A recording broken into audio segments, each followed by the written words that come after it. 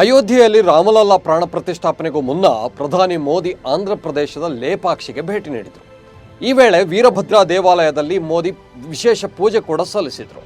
ಅಯೋಧ್ಯೆಯ ರಾಮಮಂದಿರ ಲೋಕಾರ್ಪಣೆಗೂ 6 ದಿನಗಳ ಮೊದಲು ಮೋದಿ ಲೇಪಾಕ್ಷಿಗೆ ಭೇಟಿ ನೀಡಿರೋದಕ್ಕೂ ಒಂದು ಮಹತ್ವದ ಕಾರಣ ಇದೆ. ರಾಮಾಯಣದಲ್ಲಿ ಲೇಪಾಕ್ಷಿಗೆ ವಿಶೇಷ ಸ್ಥಾನಮಾನವಿದೆ, ಅದರದ್ದೇ ಆದ ಇತಿಹಾಸವಿದೆ. ಹೀಗಾಗಿಯೇ ಪ್ರಧಾನಿ ಮೋದಿ ಅವರು ರಾಮನ ಪ್ರಾಣ ಪ್ರತಿಷ್ಠಾಪನೆಗೂ ಮುನ್ನ ಲೇಪಾಕ್ಷಿಗೆ ತೆರಳಿದರು. ಇವತ್ತಿನ ಈ ಎಪಿಸೋಡ್ನಲ್ಲಿ ರಾಮಾಯಣದಲ್ಲಿ ಲೇಪಾಕ್ಷಿ ಅತ್ಯಂತ ಮಹತ್ವದ ಸ್ಥಾನ ಪಡೆದುಕೊಂಡಿರೋದು ಯಾಕೆ, ಲೇಪಾಕ್ಷಿಯ ಹಿನ್ನೆಲೆ ಏನು, ರಾಮಾಯಣ ಕಾಲದಲ್ಲಿ ಅಲ್ಲಿ ಏನಾಗಿತ್ತು, ಎಲ್ಲ ಕುತೂಹಲಕಾರಿ ವಿಚಾರಗಳ ಬಗ್ಗೆ ಒಂದಷ್ಟು ಮಾಹಿತಿ ನೀಡ್ತೀನಿ. ನಾನು ಕಿಶೋರ್ ಕೆಬಿ. ಕೊನೆ ತನಕ ವಿಡಿಯೋವನ್ನು ಮಿಸ್ ಮಾಡದೆ ನೋಡಿ, ಸುದ್ದಿಯಾನದ ಸಬ್ಸ್ಕ್ರೈಬರ್ ಆಗಿ.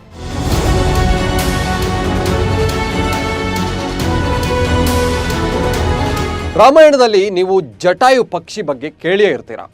ಜಟಾಯು ಅಂದರೆ ಗಿಡುಗಗಳ ರಾಜ. ರಾವಣನು ಸೀತೆಯನ್ನು ಅಪಹರಿಸಿ ಕರೆದುಕೊಂಡು ಹೋಗ್ತಾ ಇದ್ದಂತಹ ಸಂದರ್ಭದಲ್ಲಿ ಜಟಾಯು ಪಕ್ಷಿ ರಾವಣನ ವಿರುದ್ಧ ಹೋರಾಡಿ ಸೀತೆಯನ್ನು ರಕ್ಷಿಸೋಕೆ ಯತ್ನಿಸುತ್ತೆ. ಆದರೆ ಜಟಾಯುಗೆ ಅದಾಗಲೇ ವಯಸ್ಸಾಗಿತ್ತು. ಸುದೀರ್ಘವಾಗಿ ಹೋರಾಡುವಷ್ಟು ಶಕ್ತಿ ಜಟಾಯುಗೆ ಇರಲಿಲ್ಲ. ರಾವಣನ ಜೊತೆಗೆ ಕಾದಾಡಿ ಸುಸ್ತಾದ ಸಂದರ್ಭದಲ್ಲಿ ರಾವಣ ತನ್ನಲ್ಲಿದ್ದಂತಹ ಖಡ್ಗದಿಂದ ಜಟಾಯುವಿನ ಒಂದು ರೆಕ್ಕೆಯನ್ನೇ ಕತ್ತರಿಸಿ ಬಿಡ್ತಾನೆ. ಹೋರಾಡೋಕ್ಕೆ ಸಾಧ್ಯವಾಗದೆ ಜಟಾಯು ಅಲ್ಲೇ ಕುಸಿದು ಬೀಳುತ್ತೆ. ಇದೇ ವೇಳೆ ರಾಮ ಮತ್ತು ಲಕ್ಷ್ಮಣ ನಾಪತ್ತೆಯಾದಂತಹ ಸೀತೆಯನ್ನು ಹುಡುಕಿಕೊಂಡು ಆ ದಾರಿಯಲ್ಲಿ ಬರ್ತಾರೆ. ಆಗ ಗಾಯಗೊಂಡು ರಕ್ತದ ನಡುವೆ ಬಿದ್ದು ಒದ್ದಾಡ್ತಾ ಇದ್ದ ಜಟಾಯು ಪಕ್ಷಿ ಅವರ ಕಣ್ಣಿಗೆ ಬೀಳುತ್ತೆ. ತನ್ನ ಕೊನೆಯ ಕ್ಷಣದಲ್ಲಿ ಜಟಾಯು ರಾಮ ಮತ್ತು ಲಕ್ಷ್ಮಣನಿಗೆ ನಡೆದ ಘಟನೆಯನ್ನು ತಿಳಿಸುತ್ತೆ. ಸೀತೆಯನ್ನು ರಾವಣ ಅಪಹರಿಸಿದ್ದಾನೆ, ಆತನ ಜೊತೆಗೆ ಹೋರಾಡೋಕೆ ಯತ್ನಿಸಿದೆ. ಈಗ ರಾವಣ ಸೀತೆಯನ್ನು ಕರ್ಕೊಂಡು ದಕ್ಷಿಣದತ್ತ ಹೋಗಿರೋದಾಗಿ ಜಟಾಯು ಮಾಹಿತಿ ನೀಡುತ್ತೆ. ಇಷ್ಟು ಹೇಳಿ ಜಟಾಯು ಅಲ್ಲೇ ಕೊನೆಯುಸಿರೆಳೆಯುತ್ತೆ. ಬಳಿಕ ರಾಮ ಲಕ್ಷ್ಮಣ ಇಬ್ಬರು ಕೂಡ ಜಟಾಯುವಿನ ಅಂತ್ಯ ಸಂಸ್ಕಾರ ಮಾಡ್ತಾರೆ. ತನ್ನ ತಂದೆಗೆ ಸಮಾನ ಅಂತ ಪರಿಗಣಿಸಿ ರಾಮ 7 ಪವಿತ್ರ ನದಿಗಳ ನೀರನ್ನು ಬಳಸಿ ಜಟಾಯುವಿಗೆ ತಿಲಾಂಜಲಿ ಇಡ್ತಾರೆ. ಲೇಪಾಕ್ಷಿ ಅಂದರೆ ತೆಲುಗಿನಲ್ಲಿ ಎದ್ದೇಳುವೋ ಹಕ್ಕಿಯೇ ಎಂದರ್ಥ. ಹೀಗಾಗಿ ಸೀತೆಯನ್ನು ರಕ್ಷಿಸೋಕೆ ರಾವಣನ ಜೊತೆಗೆ ಹೋರಾಡಿ ಜಟಾಯು ಬಿದ್ದ ಜಾಗಕ್ಕೆ ಲೇಪಾಕ್ಷಿ ಅನ್ನೋ ಹೆಸರು ಬಂತು. ಆಂಧ್ರ ಪ್ರದೇಶದ ಅನಂತಪುರ ಜಿಲ್ಲೆಯಲ್ಲಿ ಈ ಲೇಪಾಕ್ಷಿ ಅನ್ನೋ ಜಾಗವಿದೆ. ಜಟಾಯುವಿನ ನೆನಪಿಗಾಗಿ ಲೇಪಾಕ್ಷಿಯಲ್ಲಿ ಒಂದು ಗರುಡನ ಪ್ರತಿಮೆಯನ್ನು ಕೂಡ ನಿರ್ಮಾಣ ಮಾಡಲಾಗಿದೆ. ಆದರೆ ಇಲ್ಲೊಂದು ಟ್ವಿಸ್ಟ್ ಕೂಡ ಇದೆ. ಕೇರಳಿಗರು ನಂಬಿರೋ ಪ್ರಕಾರ ಜಟಾಯು ಬಿದ್ದ ಜಾಗ ಕೇರಳದ ಕೊಲ್ಲಂನಲ್ಲಿದೆಯಂತೆ. ಶ್ರೀರಾಮನು ಕೇರಳದಲ್ಲೇ ಗಾಯಗೊಂಡು ಬಿದ್ದ ಜಟಾಯುವನ್ನು ನೋಡ್ತಾನೆ ಅಂತ ಅಲ್ಲಿನ ಜನರು ನಂಬಿದ್ದಾರೆ. ಹೀಗಾಗಿಯೇ ಕೊಲ್ಲಂನ ಬೆಟ್ಟವೊಂದರ ಮೇಲೆ ಜಟಾಯು ಪಕ್ಷಿಯ ಭಾರೀ ಗಾತ್ರದ ಪ್ರತಿಮೆಯನ್ನು ನಿರ್ಮಿಸಲಾಗಿದೆ. ಈ ಪ್ರತಿಮೆಯಲ್ಲೂ ಅಷ್ಟೇ ಗರುಡನ ಒಂದು ರೆಕ್ಕೆ ಕಟ್ಟಾಗಿದೆ. ಆಕಾಶದಿಂದ ಯಾವ ರೀತಿ ಬಿತ್ತೋ ಅದೇ ಪೊಸಿಷನ್ನಲ್ಲಿ ಜಟಾಯುವಿನ ಪ್ರತಿಮೆಯನ್ನು ನಿರ್ಮಿಸಿದ್ದಾರೆ. ಇದು ಈಗ ಕೇರಳದ ಪ್ರಮುಖ ಪ್ರವಾಸಿ ತಾಣವಾಗಿದೆ. ಈ ಪ್ರತಿಮೆಯನ್ನು ನೋಡಿದಾಗ ಒಂದು ಪ್ರಶ್ನೆ ಕೂಡ ಸಹಜವಾಗಿಯೇ ಬರುತ್ತೆ, ಇಷ್ಟೊಂದು ದೊಡ್ಡ ಗಾತ್ರದ ಗರುಡೆ ಇರೋಕ್ಕೆ ಸಾಧ್ಯನಾ ಅನ್ನೋದು. ಆದರೆ ರಾಮಾಯಣ ಕಾಲದ ಈ ಜಟಾಯುವಿನ ಗಾತ್ರ ಪರ್ವತದಷ್ಟು ದೊಡ್ಡದಾಗಿತ್ತಂತೆ. ಜಟಾಯು ಅನ್ನೋದೇನೋ ಸಾಮಾನ್ಯ ಪಕ್ಷಿ ಆಗಿರಲಿಲ್ಲ, ಇದೊಂದು ದೈವೀಯ ಪಕ್ಷಿ ಆಗಿತ್ತು. ಸಪ್ತ ಋಷಿಗಳಲ್ಲಿ ಒಬ್ಬರಾಗಿರುವ ಕಶ್ಯಪ ಋಷಿಯ ವಂಶಕ್ಕೆ ಜಟಾಯು ಪಕ್ಷಿ ಸೇರಿದೆ. ಋಷಿ ಕಶ್ಯಪರ ಪತ್ನಿ ವಿನಿತಾಗೆ ಅರುಣ ಮತ್ತು ಗರುಡ ಅನ್ನೋ 2 ಪುತ್ರರ ಜನನವಾಗುತ್ತೆ. ಗರುಡ ವಿಷ್ಣುವಿನ ವಾಹನವಾಗುತ್ತಾನೆ, ಅರುಣ ಸೂರ್ಯ ದೇವರ ಸಾರಥಿಯಾಗ್ತಾನೆ. ಅರುಣನಿಗೆ ಸಂಪಾತಿ ಮತ್ತು ಜಟಾಯು ಅನ್ನೋ 2 ಪುತ್ರರು ಜನಿಸ್ತಾರೆ. ಈ ಪೈಕಿ ಸಂಪಾತಿ ದೊಡ್ಡವನಾದರೆ ಜಟಾಯು ಚಿಕ್ಕವನಾಗಿರ್ತಾನೆ. ಹೀಗಾಗಿಯೇ ಸಂಪಾತಿ ಮತ್ತು ಜಟಾಯುವನ್ನು ದೈವಿಕ ಪಕ್ಷಿ ಅಂತ ಪರಿಗಣಿಸಲಾಗುತ್ತೆ. ಇಂಥ ಜಟಾಯುವಿಗೆ ಮಾನವನ ರೂಪ ತಾಳುವ ಸಾಮರ್ಥ್ಯ ಕೂಡ ಇತ್ತು. ತನಗೆ ಬೇಕೆಂದಾಗಲೆಲ್ಲ ಮಾನವನ ರೂಪ ಪಡಿಬಹುದಿತ್ತು. ಪರ್ವತ ಗಾತ್ರದ 2 ಕೂಡ ವಿಂಧ್ಯಾಚಲ ಪರ್ವತ ಶ್ರೇಣಿಗಳಲ್ಲೇ ಸಂಚರಿಸ್ತಾ ಇದ್ರು. ಇನ್ನು ವನವಾಸದ ಸಂದರ್ಭದಲ್ಲಿ ಜಟಾಯು ರಾಮನಿಗೆ ನೆರವು ನೀಡಿತ್ತಂತೆ. ಅದೊಮ್ಮೆ ದಶರಥ ಮಹಾರಾಜ ಶನಿಯ ಮೇಲೆ ದಾಳಿ ನಡೆಸೋಕೆ ಅಂತ ರಥದಲ್ಲಿ ಕುಳಿತು ಶನಿಮಂಡಲದತ್ತ ತೆರಳುತ್ತಾರೆ. ಇದು ಶನಿಯ ಕಣ್ಣಿಗೆ ಬೀಳುತ್ತಲೇ ಶನಿಯ ಕಣ್ಣಿನ ಬೆಂಕಿ ನೇರವಾಗಿ ದಶರಥನ ರಥವನ್ನೇ ಸುಟ್ಟು ಹಾಕುತ್ತೆ. ದಶರಥ ಮಹಾರಾಜ ಆಕಾಶದಿಂದ ಕೆಳಕ್ಕೆ ಬೀಳ್ತಾರೆ. ಆದರೆ ಭೂಮಿಗೆ ಅಪ್ಪಳಿಸುವ ಮೊದಲೇ ಪಕ್ಷಿಗಳ ರಾಜ ಜಟಾಯು ದಶರಥನನ್ನು ಹಿಡಿದು ರಕ್ಷಿಸಿ ಭೂಮಿಯ ಮೇಲೆ ಇಳಿಸುತ್ತೆ. ಅಲ್ಲಿಂದ ದಶರಥ ಮತ್ತು ಜಟಾಯು ಮಧ್ಯೆ ಸ್ನೇಹ ಶುರುವಾಗುತ್ತೆ. ಇದೇ ಕಾರಣಕ್ಕಾಗಿ ವನವಾಸದ ವೇಳೆ ಜಟಾಯು ಶ್ರೀರಾಮನಿಗೆ ಸಹಾಯ ಮಾಡುತ್ತೆ. ಯಾರೇ ಆಗಲಿ ಸ್ತ್ರೀಯರನ್ನು ಬಲವಂತವಾಗಿ ಕರೆದುಕೊಂಡು ಹೋಗ್ತಾ ಇದ್ರೆ ಜಟಾಯುವಿನಿಂದ ಮಾತ್ರ ತಪ್ಪಿಸಿಕೊಳ್ಳೋಕೆ ಸಾಧ್ಯವೇ ಇರ್ತಿರಲಿಲ್ಲ.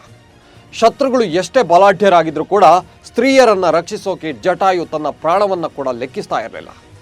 ಒಂದು ವೇಳೆ ಜಟಾಯುವಿಗೆ ವಯಸ್ಸು ಅನ್ನೋದು ಅಡ್ಡಿಯಾಗದೆ ಇರ್ತಿದ್ರೆ ಅಂದು ರಾವಣನನ್ನ ಕೂಡ ಮಣಿಸಿ ಸೀತೆಯನ್ನ ರಕ್ಷಿಸ್ತಾ ಇತ್ತು. ಇದನ್ನ ಆಧರಿಸಿಯೇ ಹಿಂದೂ ಧರ್ಮಗ್ರಂಥಗಳಲ್ಲಿ ಒಂದು ಸೂಕ್ಷ್ಮ ವಿಚಾರ ಕೂಡ ಉಲ್ಲೇಖವಾಗಿದೆ.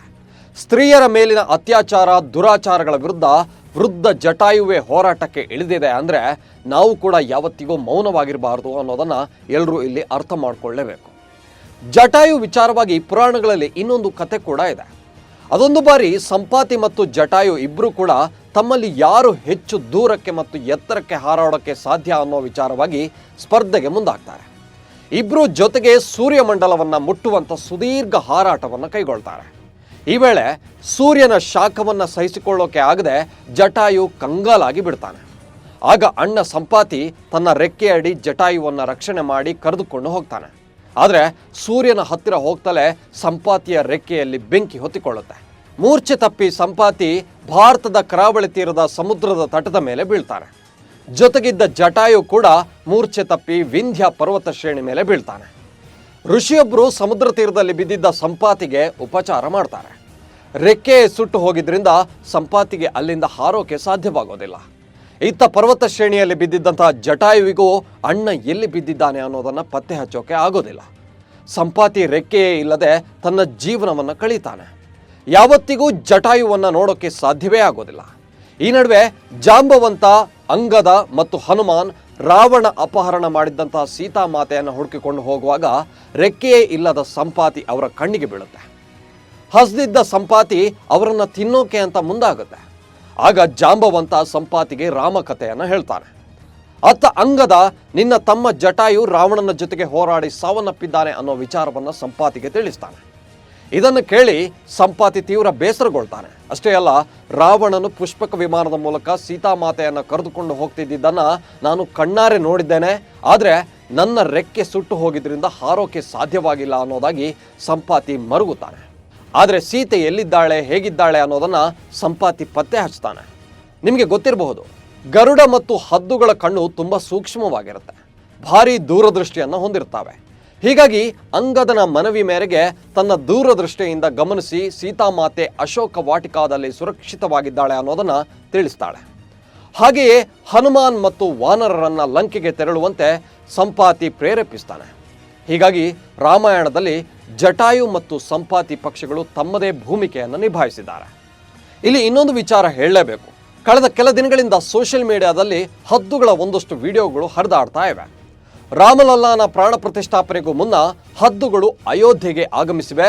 ಇದು ರಾಮನ ಭಕ್ತ ಜಟಾಯುವಿನ ಸಂಕೇತ ಅಂತೆಲ್ಲ ಹೇಳಲಾಗ್ತಾ ಇದೆ. ಅಸಲಿಗೆ ಈಗ ಸ್ಪ್ರೆಡ್ ಆಗ್ತಾ ಇರೋ ಈ ವಿಡಿಯೋಗಳು ಈಗಿನದ್ದಲ್ಲ. 2021ರ ವಿಡಿಯೋಗಳನ್ನು ಈಗ ವೈರಲ್ ಮಾಡಲಾಗ್ತಾ ಇದೆ. ಆದರೆ ನಮ್ಮ ದೇಶದ ಪುರಾಣಗಳಲ್ಲಿ ಪಕ್ಷಿಗಳಿಗೂ ಅದರದ್ದೇ ಆದ ಸ್ಥಾನಮಾನವಿದೆ. ಪ್ರಾಣಿ ಪಕ್ಷಿಗಳನ್ನು ಕೂಡ ಆರಾಧಿಸೋಕೆ ಜಟಾಯುವಿನಂಥ ಹಲವು ಉದಾಹರಣೆಗಳಿವೆ. ಈ ಪೈಕಿ ಸ್ತ್ರೀಯ ರಕ್ಷಣೆಗೋಸ್ಕರ ತನ್ನ ಪ್ರಾಣವನ್ನೇ ಪಣಕ್ಕಿಟ್ಟಿದ್ದ ಜಟಾಯುವಿನ ಕಥೆಯಲ್ಲಂತೂ ನಿಜಕ್ಕೂ ದೊಡ್ಡ ಸಂದೇಶವೇ ಇದೆ. ಇವಿಷ್ಟು ರಾಮಾಯಣ ಕಾಲದ ಜಟಾಯುವಿನ ಕುರಿತಾದಂತಹ ಮಾಹಿತಿ. ವಿಡಿಯೋವನ್ನು ಲೈಕ್ ಮಾಡಿ, ಸುದ್ದಿಯನ್ನು ಫಾಲೋ ಮಾಡಿ. ನಮಸ್ಕಾರ.